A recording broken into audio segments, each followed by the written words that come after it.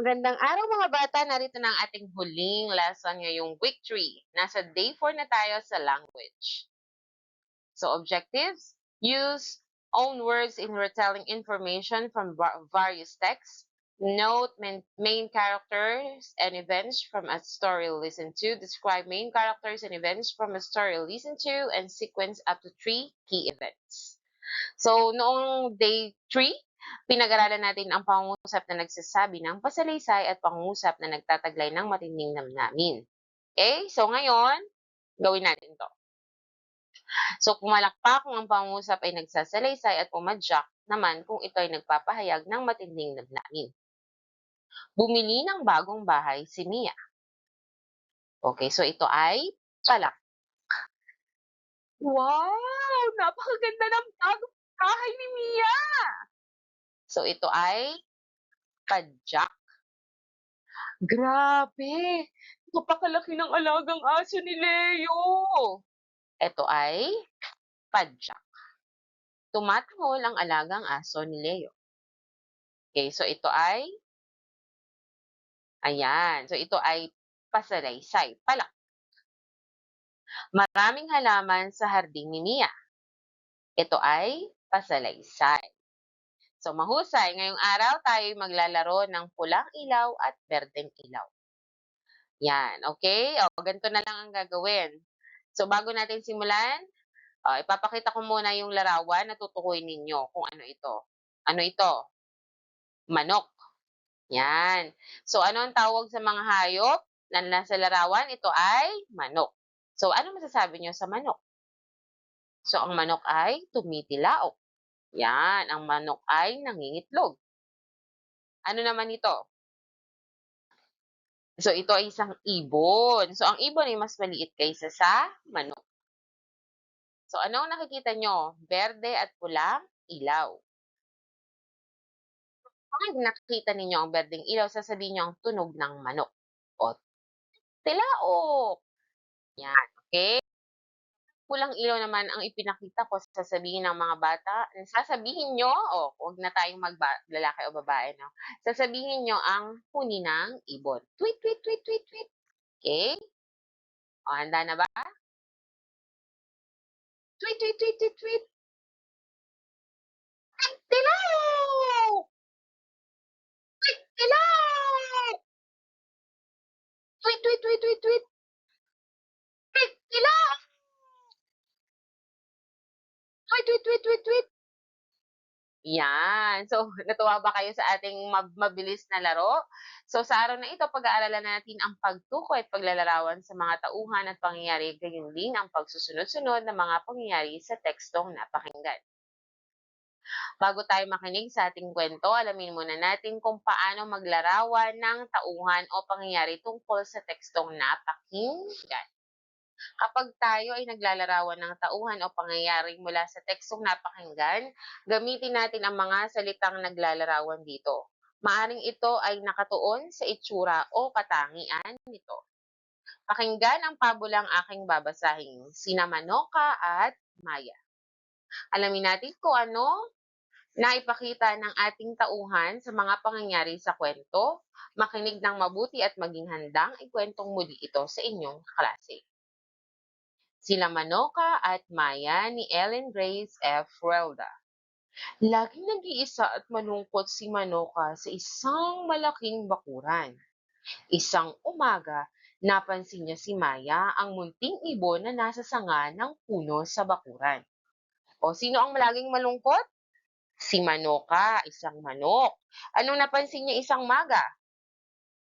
So napansin niya si Maya ang isang munting ibon. Nasaan ang ibon? So, nasa sanga ng puno.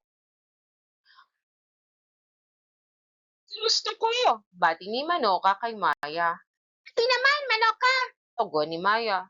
Masaya ka ba riyan sa sanga ng puno? Halika, bumaba ka dito. Sabi ni Manoka. Baka may humuli sa akin yan. Ako, dito na lamang ako sa sanga. Sagot ni Maya. Naririnig kasi kitang kumakanta. Gusto ko ang iyong boses, kaya gusto sana kitang sabayan. Sambit ni Manoka. Mula noon, magkasama silang umaawit habang sumisikat ang araw, na puno ng kasiyahan ang malaking bakuran dahil sa kanilang pagkakaibigan. O, sino-sino ang mga gumanap sa kwento? So, isang manok at isang ibon. So, ano nga ba ang tawag natin sa kwento kapag ang gumaganap ay hayop?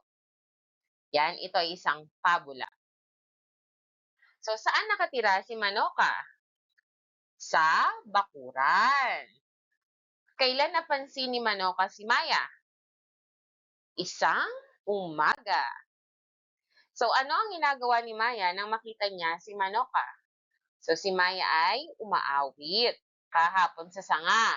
Bakit naging masaya ang malaking bakuran? Dahil naging magkaibigan ng dalawa at sabay silang umawit. So ngayon, nais kong pagsunod-sunurin ninyo ang mga larawan base sa tamang pagkakasunod-sunod sa inyong kwentong napakinggan. O alin kaya dito ang una? Ito ba ang sagot nyo? Tama kayo. Alin ang kasunod? Ito. At ang huli ay ito. So dito sa una, laging nag-iisa at malungkot si Manoka sa isang malaking bakuran. Sa ikalawang larawan, tinanong ni Manoka si Maya kung masaya ba siyang nakadapo sa sanga ng puno sa malaking bakuran. At sa huli, magkasama ng nagkakantaan sina Maya at Manoka na puno ng kasiyahan ang malaking bakuran dahil sa kanilang pagkakaibigan. So, paano mo ilalarawan si Manoka sa unang pangyayari? So, si Manoka ay malungkot kasi mag-isa siya, di ba? O, lagi nag-iisa at malungkot si Manoka sa isang malaking bakuran. Anong katangian ang ipinakita ni Manoka sa ikalawang pangyayari? At ano naman din ang pinakita ni Maya? So, ito. Tinanong ni Manoka si Maya kung masaya ba siyang nakadapo sa sanga ng puno sa malaking bakuran. So, nagpapakita siya ng interes kay Ibon kasi nga gusto niyang magkaroon ng kaibigan. Wala kasi siyang kaibigan kaya siya ay malungkot. Ano ang masasabi mo sa huling pangyayari ng tekstong napakinggan? So, ito yung huli. Magkasama ng nagkakantahan sina Maya at Manoka na puno ng kasiyahan ang malaking bakuran dahil sa kanilang pagkakaibigan. So, kailangan lagi natin ng kaibigan, no? Hindi man marami, pero yung totoo. At maging totoo din tayo sa ating kaibigan kasi magiging masaya tayo. So, paano natin matutukoy ang wastong salitang dapat gamitin sa paglalarawan sa tauhan at pangyayari sa isang kwento? O paano natin matutukoy ang wastong salita? Ayan, syempre, halimbawa, malungkot. O yan, dapat nakikita natin yung emosyon. Tapos sa isang kwento, dapat nakikinig tayong mabuti.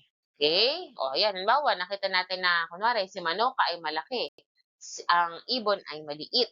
Yun. So, pwede nating ilarawan ang kanilang itsura. So kapag tayo ay naglalarawan ng tauhan o pangyayari mula sa tekstong napakinggan, gamitin natin ang mga salitang naglalarawan dito. Maaaring ito ay nakatuon sa itsura o katangian nito. Pwede namang ang ibigay mong salitang naglalarawan ay mabait. Kaya magaling, halimbawa si Ibon, magaling kumanta. So ang salitang naglalarawan ay magaling. Okay? O kaya naman pala kaibigan. Yan, katangian na rin yun. So ngayon, nais kong pagsunod-sunurin ninyo ang mga larawan mula sa at ilarawan ng mga tauhan sa pangyayari. Okay, alin kaya dito ang nauna? O, syempre, ang una ay, ano, okay, eto kitang-kita nyo naman, di ba? Yan, nangitlog yung ibon. Kasi ayan, may mga shell pa sa ulo. Tapos, pangalawa, naghanap ng pagkain ng inang ibon. At ikatlo, ang ina, nakakain na ng mga uod ang mga ibon dahil ito ang kanilang pangunahing pagkain. So, yun lamang ang ating huling aralin ngayong week 3 sa language. Hanggang sa muli, paalam!